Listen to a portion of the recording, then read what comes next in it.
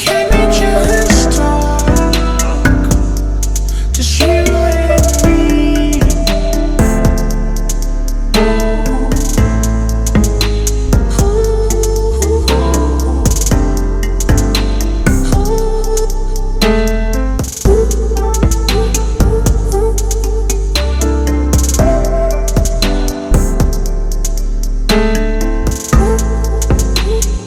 Marriage investment, and I am here with my wife on June 25th, 2021. It will be 38 years. Congratulations. Yeah, thank you. Episode 1, like both of us were confused. We said, we don't know how long we've been married.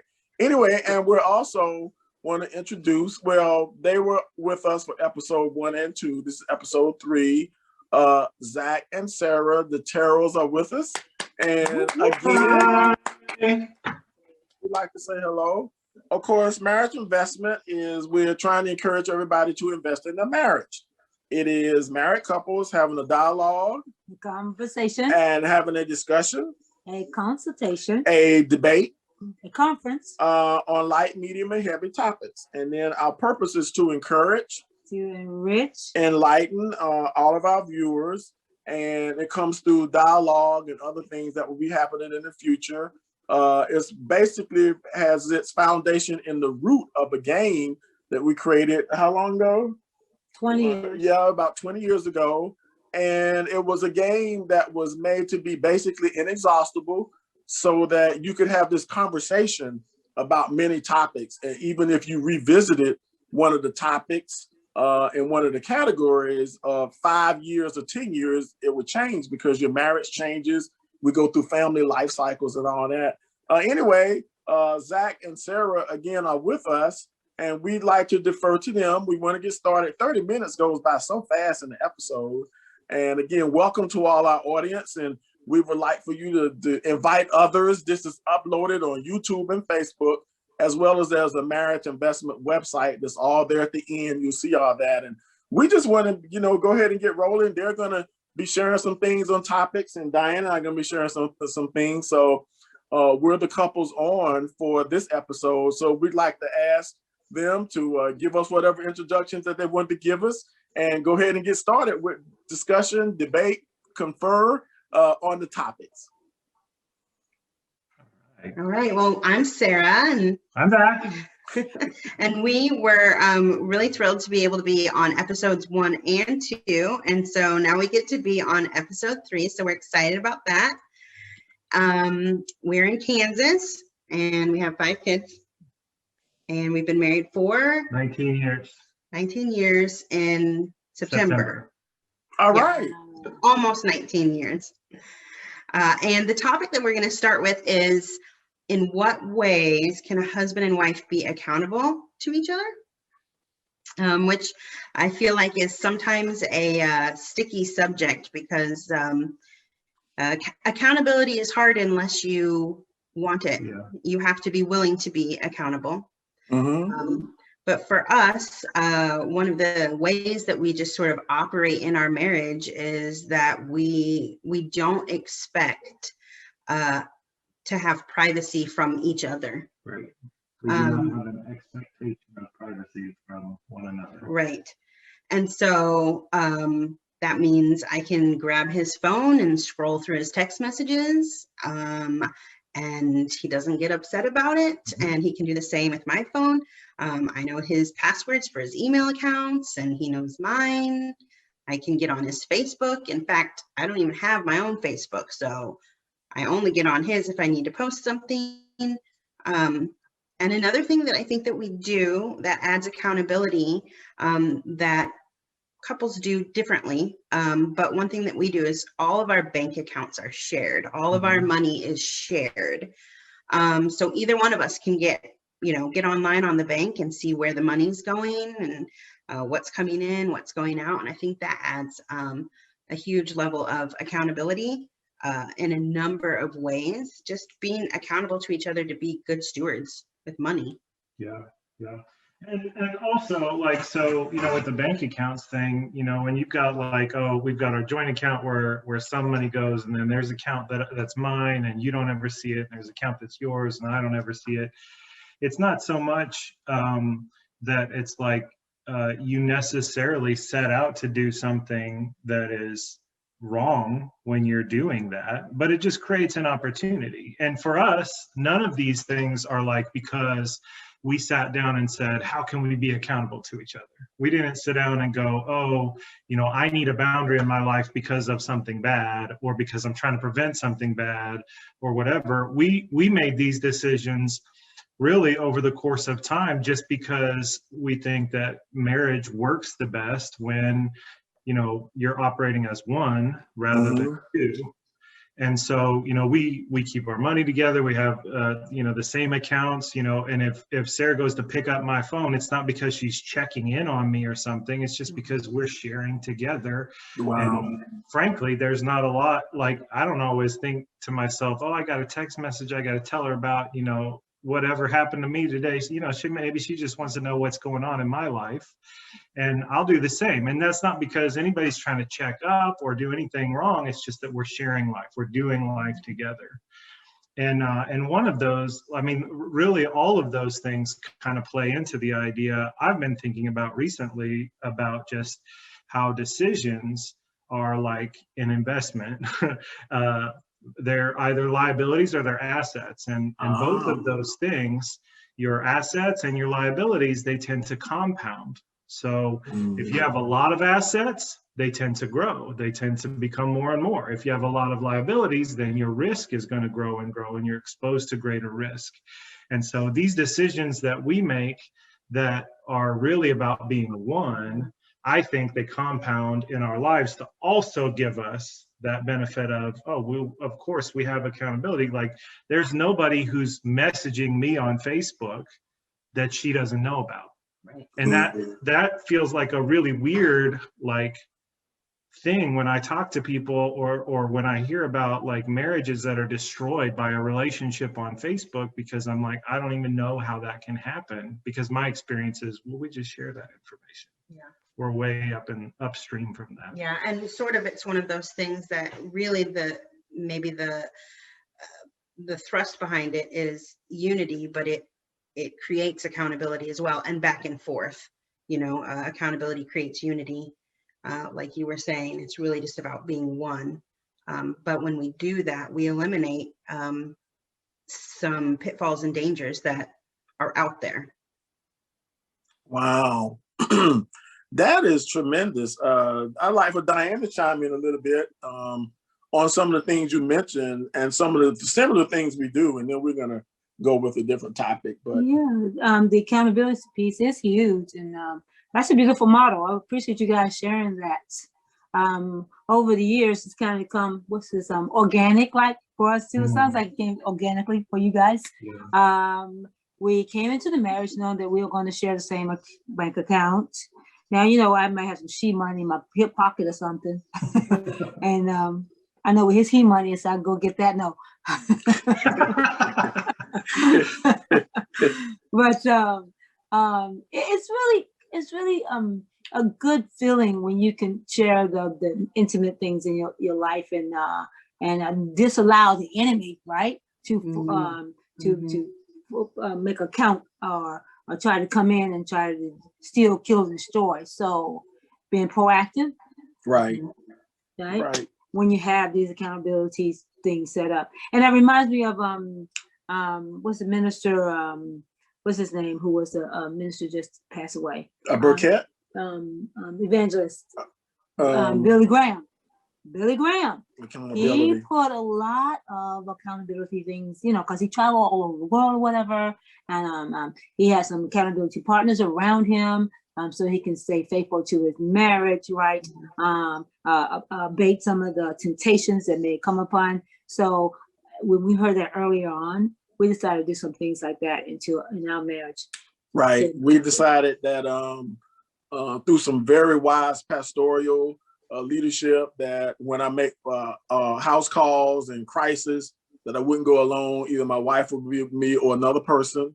And then to go back to the bank account, in almost 38 years of marriage, there's been no such thing as her money and my money. It's always been our money. Right. Really, it's been the Lord's money for us to manage. Okay. Both of our names have always been on all, have always 38 years been on all the, you know, accounts, and there's no such thing as her having an account that I don't know about, or us having an account. You know, you put stuff in different accounts. And I'm gonna tell you, one of the blessings is that we share, and actually, as we speak right now, our 3 grown children can put things in our account, and we can put things in their account. And one is married, and they have their own stuff. It's just that, you know, we just adopted that, and you know, we don't. You know, sometimes you have emergencies and crises, and sometimes they want to be a blessing to us, and we want to be a blessing to them. So we even have now 2nd generation with our kids in sharing. Now they have their own personal life and all that.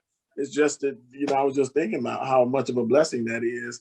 But yeah, no such thing as her money, my money. No, it's always been ours to manage. And then I think Mr. Scott mentioned in episode 1 or 2 about roles and responsibilities, and whoever's the most skillful should do whatever. Yeah. None of this foolishness about who owns the money, wears the pants. Yeah, we don't do that.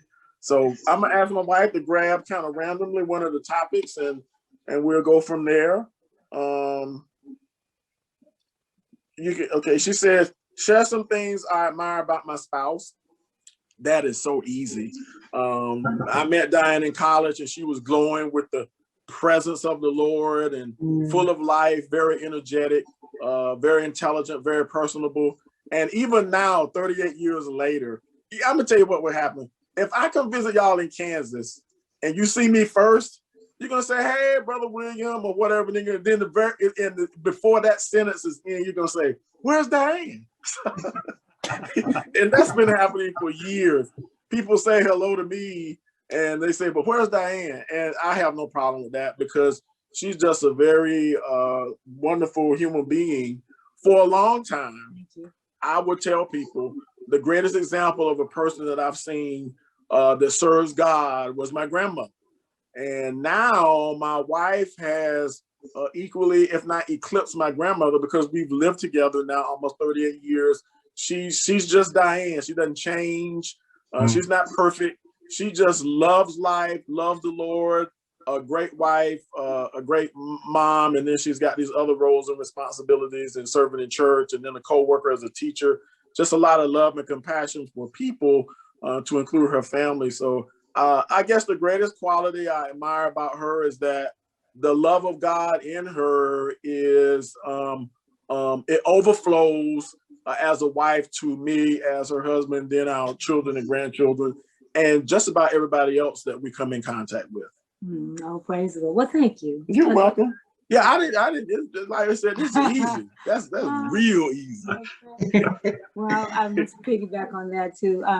The spiritual piece, just my husband's strength in the Lord, and how he really personified, the love of Christ, and the strength that he brings to our family, and of course the safety. He was the safety hat in our family, right?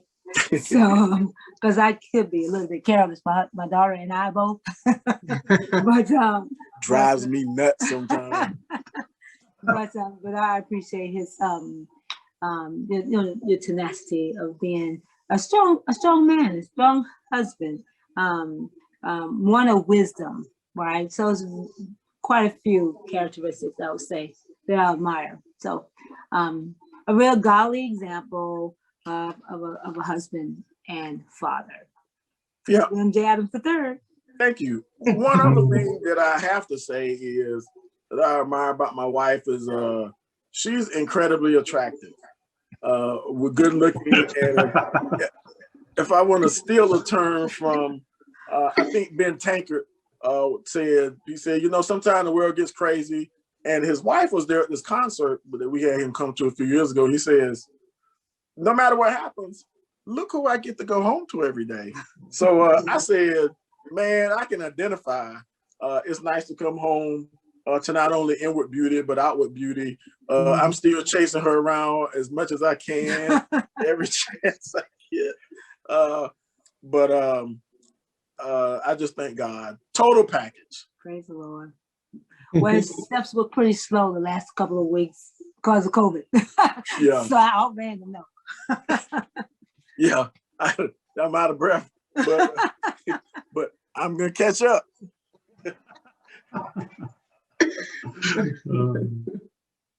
So we'll defer to you for next topic. Okay, the next topic that we had was, when do I take my spouse for granted? I think that the time that I am most likely to take you for granted is when I have not created or sustained margin in my own life. So if I'm doing too much or I'm overextended, whether that's energy or time or finances or whatever, if I don't have margin, then I tend to get to the point, and it's the same as the time like when I also tend to neglect self-care. You know, it's when I haven't made sure that I have enough space, and whether that's energy, time, finances, all of those things, to continue to invest in us and in our well-being and health.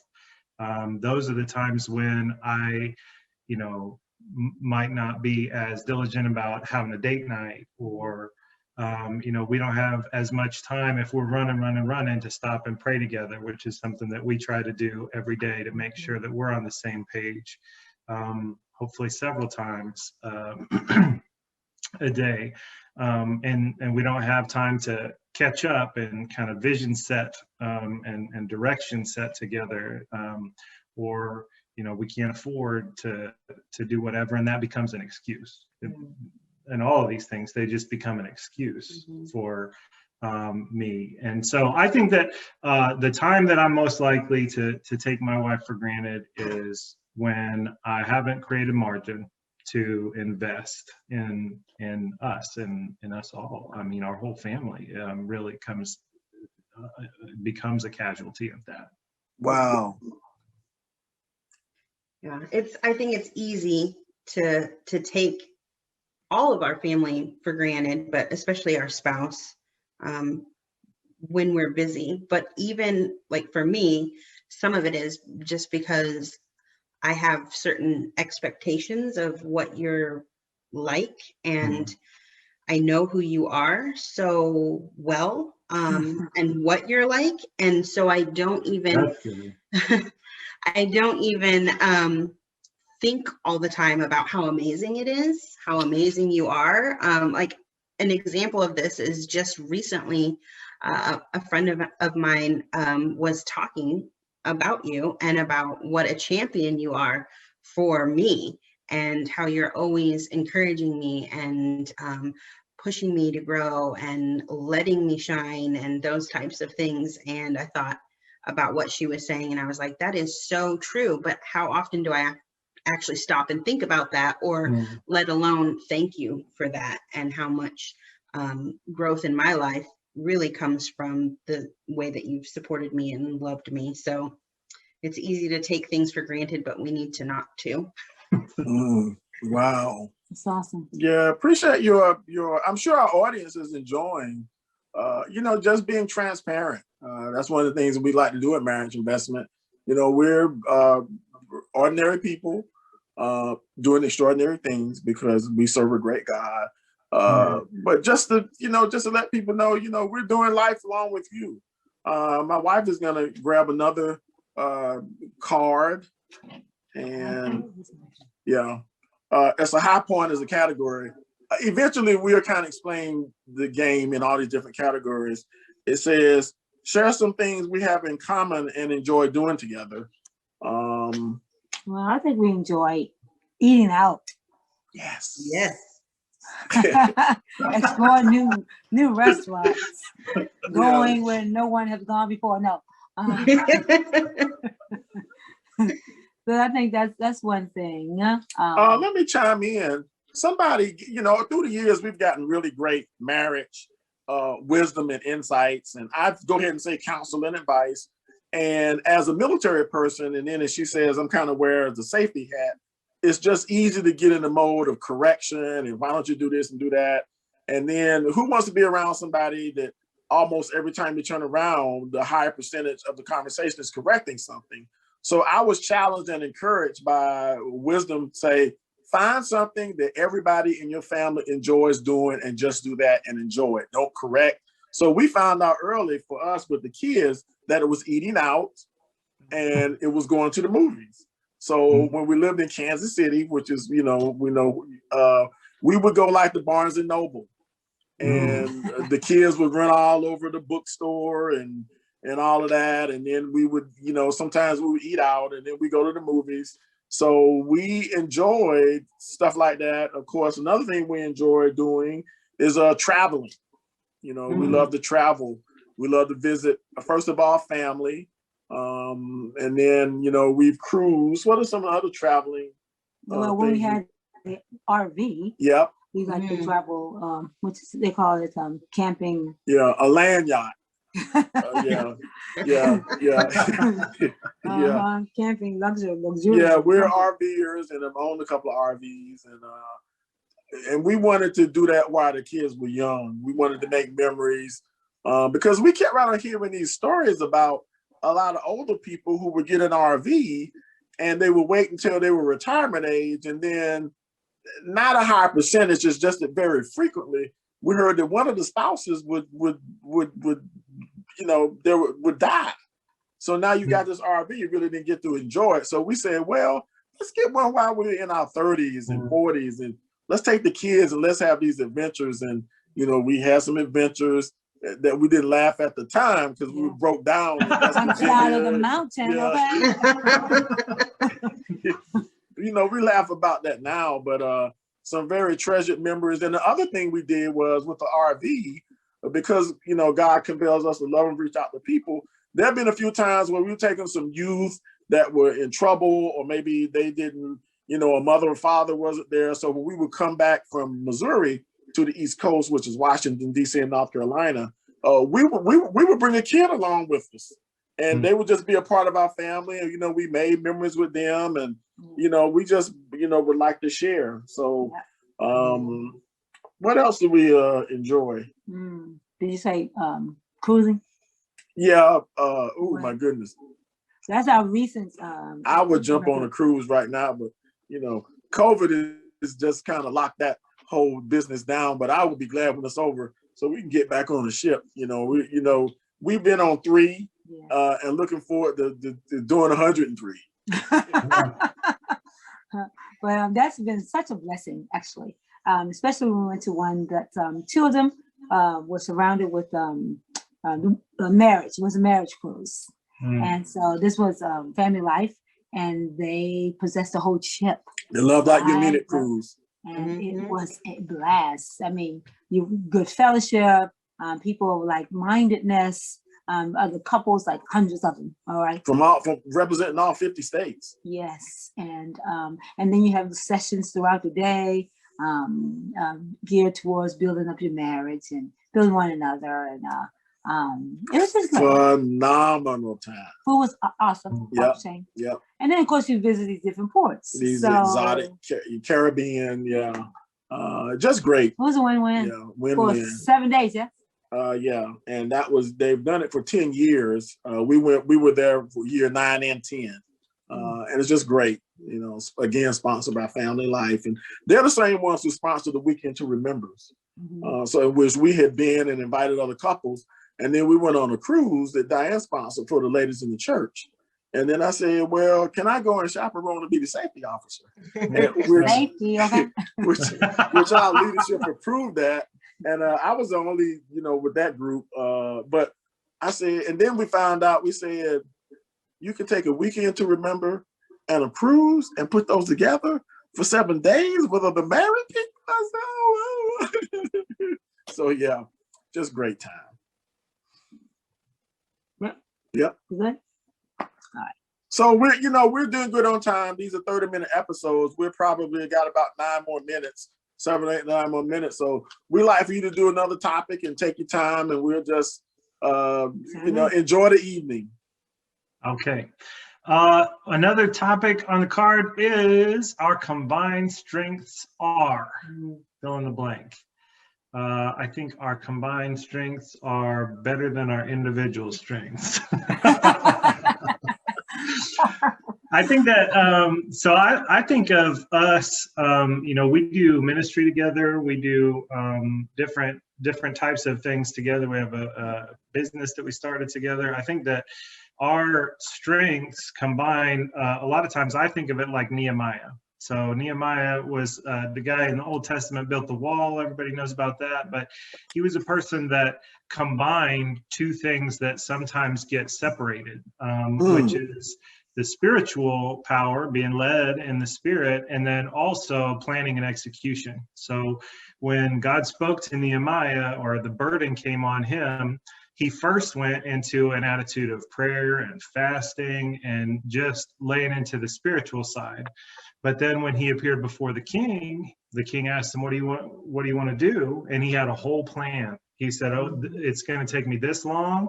I need you to write me this letter. This is how much money it's going to cost. He had the whole thing built out step by step by step by step. So he had combined this sort of analytical piece and this very spirit-led piece. And I think that that's kind of how we function. Like Sarah's very spirit-led. Sarah's very lay into the prayer side of it. And and I'm a person of prayer also, but I cannot pray like my wife can pray. But I also tend to be very analytical. So I like to, you know, figure out that step by step by step by step piece. And I also think in the same way, kind of, I get into that headspace, but Sarah has a lot of empathy. So sometimes I can't understand why people are behaving a certain way because it seems illogical to me. And she'll tell me, well, that's because of this emotion that they're experiencing. They're you know, they're influenced because they have this fear or because they have this desire or whatever, you know, it's what makes them happy. And I'm like, wow. Oh, well, that makes sense because I am just thinking, well, it has to make sense logically, you know? Yeah, well, emotion trumps logic almost every time. So I've heard that humans make decisions emotionally and then justify their decisions logically. Oh, that's good. What do you think about our combined strengths? No, yeah, I would tend to agree, at least that you are definitely more logical and more strategic, I would say. Definitely more strategic. And so one of the things that I think that you're good at that not everybody is good at is being able to look at a problem from all different perspectives, because I think just naturally people tend to have their own perspective and feel like it's the best perspective or the right perspective or the only perspective. But you're really good at looking at a lot of different perspectives and then even just sharing those thoughts with me. But then you help me pick the right one. Yeah, yeah. Because I get in this space where I'm like, well, all of these are just equal possibilities. Yeah, but then I bring in to the mix the idea of like, well, emotion, like you said. So yeah, there's different perspectives, but really, how are other people going to think about this? How are other people going to feel about it? And so that definitely makes us stronger when we combine our strengths that way. Although I would say that another way that our strengths are combined is that we are both people of prayer. And so it's not just me, it's the fact that we bring our strengths together by praying together, by sharing scriptures with each other, by bringing those spiritual aspects and doing them together, and then it's multiplied. I mean, that's what the scripture says: 1 puts 1,000 to flight and 2 puts 10,000. So there's this exponential strength that comes just from the fact that we combine, just from combining, so to speak. So our combined strengths are each other. Wow. Thank you so much. We're just about out of time for being transparent and sharing your heart. It is our hope that for our viewers and audience, whether you're engaged or been married, long time, short time, that as you get on and invite others, you're enriched and encouraged. And we actually found out from episode 1 and 2 that we got the Terrell's 19, us 38. Tonight, we've learned a lot from each other, and that we hope that our audience, you come away with some wisdom tips and some points and nuggets of truth to just apply it. It's like God has given us the Bible, and just there's nothing wrong with plagiarizing or doing what he says. That's called obedience. So as you hear the principles through us and other couples, and in the future, invite other people. This airs every Sunday. We used to say Sunday when we go live on Sunday, which will be on the 14th and 21st of March. Then we will be 7 to 7:30. But other than that, anytime on Sunday, these are uploaded when we record in advance. Great marriages just don't happen. They take work. And the return on your investment in each other is life-changing and for generations. So please be encouraged. We don't have to be married. This is great information to pass on. Right. You don't have to be married. It's great. It's just great information to pass on, even though it is basically about marriage. Well, we want to say thank you to Zach and Sarah. It's great to see you again. And they'll be on in the future, probably with some special segments. You recall from episode 1, she had a brain tumor and some health issues, and we are going to deal with some health stuff. We're going to deal with some tough topics about conflict, how we work through that, and everything isn't always gravy, but we still love each other. So how do we do that? Our other married investment partners will be sharing that from different perspectives. We've got some special episodes coming up, let's say on Easter Sunday, and then there's a Mom and Father's Day. And once those are uploaded, you'll be able to just hear some really great, encouraging stories. And in this time of a pandemic and everything that's happening in our country and a lot of negative news and things like that, it's just great to hear some of the wonderful things that God is doing in the lives of marriage and families. So, well, thank you again for being on. Thank you to our audience. And we're going to say that dial in and invite others. This is episode 3 with many, many more episodes to come. Amen. All right. So we will see you next time. God bless.